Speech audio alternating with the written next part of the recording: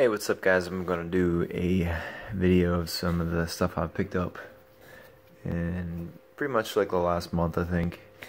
I'm sitting here watching Trading Places. I haven't seen this in a long time.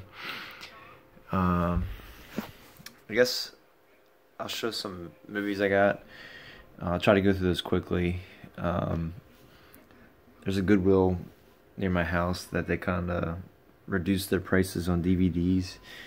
DVDs for like the longest time, for some stupid reason, were like I think $1.99. I don't know, and it's almost like they hardly ever got purchased. But then now they're down to like 60 cents.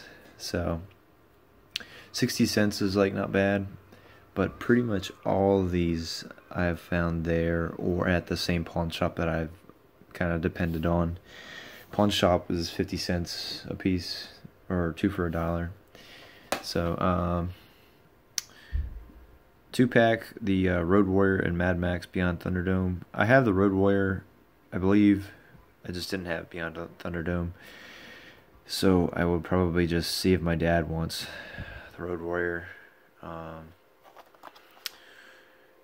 But I don't know. I think when I give him movies, he never watches them. Even though him and I like older movies like this. Rambo 3. I just bought this for Teen Wolf. I didn't even know they made it. I didn't even know Jason Bateman was in a Teen Wolf 2 movie. I would assume that might have been like late 80s. Based on how he looks. Maybe early 90s. But I'll rewatch this, and I feel like this movie did not age very well. When I saw this, I was really impressed that this was sealed still. But I was like really shocked that I did not own this, or I did not own a copy of this. I feel like I don't see this like that often, but I do feel like I've seen it, and I can't believe I would never have picked it up. But according to my movie database thing that I use, I did not have a copy of this. So I don't know why I keep finding movies that are sealed, like people that would have just bought them, splurged to buy them, and never opened them. I was really impressed when I saw this. I've been trying ever since, like I've been looking for movies. This was pretty high on my list. I hadn't seen this in a long time. It was a pretty good movie when I rewatched it. I mean, it's probably been a good, easy 15, 20 years since I've seen this. This probably would have came out like late 90s, like probably maybe 96, 97-ish. Kurt Russell was a little bit older, but I'm just kind of getting closer and closer with like tracking down movies for like certain actors, and Kurt Russell's definitely one high on my list of finding movies from him. Here again, a sealed copy of The Shining. This was another one that was at the Goodwill. Nobody ever opened it. 60 cents. I had a copy of this, but it was just the disc. I forget how I ever came in contact with it. Just the disc copy. But yeah, such a really good movie, man. And for some reason, like I think I watched this last October. I was like just in the mood for like a good horror movie. But if you're hearing that noise, it's my cat. Yep, here's another sealed one. Again, this is from this Goodwill. I have not seen this. I feel like this one and the Matthew McConaughey movie, I have yet to see those astronaut movies. And there's a few like space movies that I have yet to see that I all came out like within like a 5-year period. The one with Sandra Bullock, I haven't seen that. I think I have it, I just haven't seen it. But anyway, I surprisingly like never see this. This was on my like wants list for like over a year, and I just never found it, and then randomly came across it at the Goodwill for what, 60 cents. This was actually, I'm pretty sure, at the pawn shop. This was like one of two. I don't remember what the other one was. It might still be in the pile. But pretty excited to see this. I had a friend from a job I worked at after college. He used to like always reference quotes from this movie, lines from this movie. Um, it's such a like cheesy movie, but it's still like I rewatched it a few weeks ago and it still holds up. It's still there's the humor is just like weird 80s humor. It just fits into that time period. I think the guy that I worked with, he used to always do the kid that was trying to chase down to get his $2 back. He'd always yell like, "Give me my $2." I think this was the one that I also included with the pawn shop. So I hadn't seen Rocky 4 in a while, but um, I think Rocky 3 is the one I don't have yet still. That almost fell. Whoosh, that was close. Gotta stop stacking them that way. Alright, so games. I included this in the movie pile just because I actually found a video game at a Goodwill.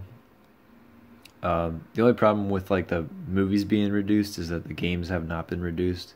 So I think games are kind of like whatever they want them to be, which I think stinks because that's what drove me away from like actually visiting Goodwills. They used to just put like random prices on like this, and whatever they felt like charging, they would just charge it. Like if they thought they could make an extra $2 or $3 or $4 out of it. But like the movies don't have things written down on them because they actually advertise it on their like front of their store to say this is what the price is. But like games probably would be like PlayStation 2 era type games would be $2, and 360 type games, PlayStation 3 would probably be $2.99 or $3.99. And then anything even above that, I've never seen a PlayStation 4 or Xbox One game. This is kind of a story that frustrates me. I usually am better than this, but this is a Switch charger, and it's kind of like a generic brand. Just I got it off Amazon. But my actual Switch cord, I left it plugged in, and it was my own fault. It wasn't anybody else's fault. It got caught up in like the bottom of a chair, like a recliner, and sorry, I was watching Trading Places. The cord got like screwed up. It got bent. It was like it was like cramped in a way that it started the rubber came open, and it was just like obvious that it was like unsafe to use it. So it was like I was so frustrated because it was like a Nintendo based charger that I'm pretty much gonna just throw away. I think I still have it somewhere in this room, but like it just is like a stupid mistake that I did that ended up costing me like, this might have cost like $12 or something like that, but it's like I wish I would have not had to have spent $12. Alright, games. Just bought this. This came in today. This is one of the reasons why I'm making this video, because I got a few things that came in. This is a limited run game. I bought this used. Kind of glad. There's certain games that you just kind of like got to be smart about, and you could just say like, probably can wait on that one and then like get it cheaper later. There's actually a few more that are like that I'm still kind of waiting on, or just never got around to buying them. But I paid $18 for this. I just played this for like a half an hour. It was actually pretty fun. It's just like a puzzle platformer is really all it is. So it's not really an actual platformer because you cannot jump. You have to. It's a unique game. I kept an eye on it when it did originally come out, and I just didn't think it was worth the $35-40 that once you add taxes and shipping and all that, and 18 free shipping on eBay is a lot better. Game that I did get from Limited Run that finally came in, not because it was included with another game, is Bloodstained: Curse of the Moon. So I got this on the Switch. If you watch any of my videos, I just walked into Best Buy and got it there. I only did that because I knew it was gonna be like another month or two before I got this. I just was like, what the heck? I'll just buy it because I know it's gonna be a good game. It'd be neat to kind of enjoy it on the Switch and then also see how it's like on like a TV with the PlayStation 4. So again, I bought this like months ago, so it really wasn't that big of a deal. I'm probably gonna open them both up. It's kind of like there's a couple games I've done that with, like Mega Man 11. I did that as well recently. So the other game it came with is The Messenger. This is the limited run version of this game that is actually published by Special Reserve, but then Limited Run just had it on their website to sell. This is what has been taking this order so long. It literally has been almost easy 7-8 months since I bought them both, and then now they finally came. I'll save that. This is a brand new copy of a PSP game called, obviously, Killzone Liberation. This is not a first-person shooter. I've been interested in this for like over a year.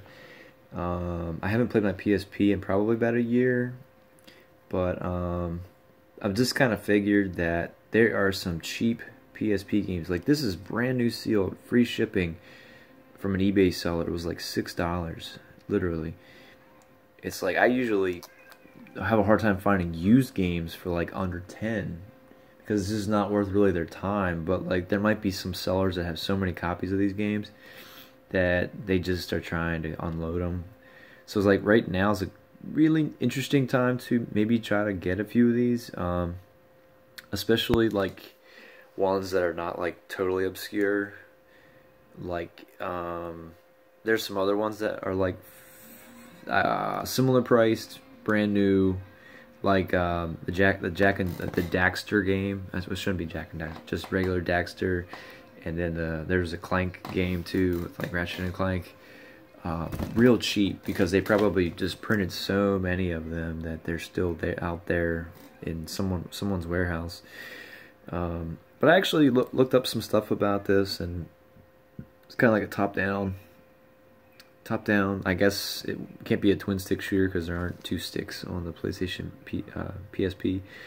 But it did review pretty well, so I figured I'd give it a try and maybe add a few more PSP games. Probably like maybe every 1 or 2 months I might try to buy maybe like 1 or 2 more PSP games, just because now's the time to do that. This came in from PlayAsia. If you're not familiar with it, it is a dual pack. There's 2 games. I'm going to try to pronounce them. Onikin and Odalis. Odalis was the one I'm familiar with, but I do own, actually, like, I think I got them either for free or I paid like literally like $1 or $2 on Steam. And the one that I was the most interested in playing on Steam was Odalis, because it is literally like a Castlevania type game where you use a sword rather than a whip, but there's a lot of comparisons to it, being like a Castlevania type game. Even like the graphics look like a Castlevania game. But both are made by the same company. I think they made Onikin first and then Odalis second, and then they just kind of got a little bit more improved with the way they could create games. But both are. Onikin's actually pretty good. I didn't really play that before. I was waiting to play it like on like a good controller. I think one of the reasons why I stay away from Steam to all that often, or I do stay away from it sometimes, is just like I don't have a very good controller. It just doesn't work well with my computer. Computer's getting older, that type of thing. So I didn't mind paying like a full price for this because it's a good game. I know Odalis. If this was just Odalis, it would have been worth it. But I know PlayStation 4 got like a split copies of these, which is kind of weird. But like if you're interested in getting like two separate versions of these games, that'd be kind of cool. But I just wouldn't want to pay the price for that. This one I got early August. I kind of regret it because like within like a few days, like a week later, I got this off GameFly. It went down from like $19.99 to $14.99, and I had heard people trying to like say this was pretty good, but I'm just not a fan of it. I played it for a little bit, and I just like had no desire to go back to it. I still kind of have no desire to go back to it. I'd actually rather replay the original than this, just because it like lets you go. It's not an open world game, but it's just something about it. It's like the character is just so slow. You can run, but you can't run very long, and it's just like it's just very tedious. It's a tedious game. Like it's just like I don't want to do a lot of side missions. I just kind of want to run through it. That's kind of what these games were, especially being like underground and trying to figure out what's the next thing you do in the subway system in Moscow. I don't know. I kind of didn't really like the way they twisted the story, like the changing of direction of the story. I won't say that in case someone's still looking forward to playing it, but I just didn't like the decisions they made. Monster Hunter World. I liked what I saw of this. These next three games is interesting. This was a buy two get one deal off an eBay seller. I liked what I played of this. I probably played it for like 30 minutes to an hour. Just played like one mission, maybe two, and I did enjoy it. But it just is like I just know it's going to be like a deep RPG. That it's just like if I'm going to commit time to it, then I kind of need to set aside that time and not have anything else going on. I started so many RPGs over the summer just because my son's been kind of into watching me play. I've been kind of careful of like which ones I would show him.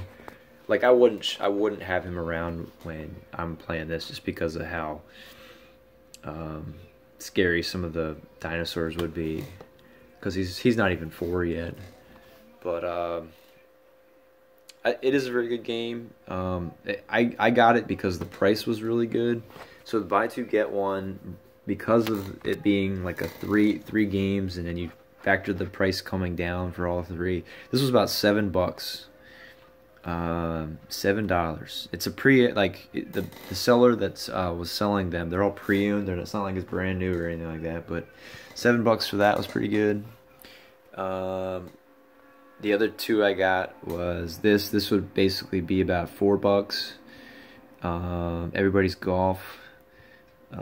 I played this where I played like one round, and it was okay. I wasn't really too fond of it. I think that like the swinging, like the gameplay for how you play the game, just it didn't really mesh well. I feel like they could have did things differently to make it more like I want to say casual. Like it doesn't need to be like a really like a simulator. I didn't pick this up to be a simulator. I just wanted to be able to play like golf and be kind of like in competition with like Mario Golf, that type of thing. So I actually kind of liked, if you've ever played a Golf Story for the Switch. It's like, I know they're not, this is a 3D game and Golf Story is not, but it's like, I think Golf Story is a better golf game than that. And then Prey was another game, also $4. These are pre-owned games, but they just resealed them.